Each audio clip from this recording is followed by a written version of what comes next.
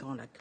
Monsieur le Président, depuis l'adoption de la résolution 2773, 54 jours se sont écoulés, marqués par l'attente, l'inertie et la poursuite des violences. Sur le terrain, rien n'a changé. Les violations persistent, les tensions s'aggravent et la paix demeure hors de portée. Le dernier rapport du secrétaire général est sans équivoque. Les aéroports de Goma et de Bukavu restent sous le contrôle effectif du M23 et des RDF. Dans les zones occupées, les exécutions sommaires, enlèvements, enrôlements forcés et atteintes aux droits fondamentaux se multiplient.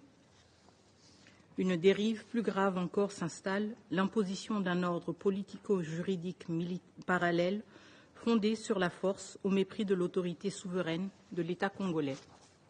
À cette dynamique de prédation politique et militaire s'ajoute une autre urgence tout aussi tragique, la crise humanitaire. Comme l'a souligné le secrétaire général dans son rapport, ainsi que la directrice exécutive de l'UNICEF, elle a atteint un seuil critique. Plus d'1,5 million de nouveaux déplacés, des zones entières inaccessibles et une intensification des attaques contre les camps de déplacés et les centres de soins.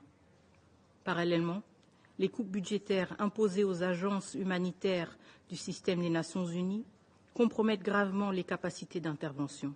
Les besoins explosent, les ressources s'effondrent et l'espoir s'efface. C'est un appel solennel que nous lançons à la communauté internationale. L'urgence humanitaire en République démocratique du Congo ne peut plus attendre. Il en va de notre devoir moral, mais aussi de la stabilité régionale. Les flux de réfugiés vers les pays voisins fragilisent les écosystèmes sociaux déjà précaires et nous devons le dire avec lucidité. Le retour des déplacés et des réfugiés dans un contexte d'occupation prolongée et de tentatives de repopulation imposée est une question hautement sensible. Elle touche à la cohésion sociale et à la mémoire des territoires. Mal gérée, elle deviendra un terreau fertile pour des conflits futurs. Mr. President,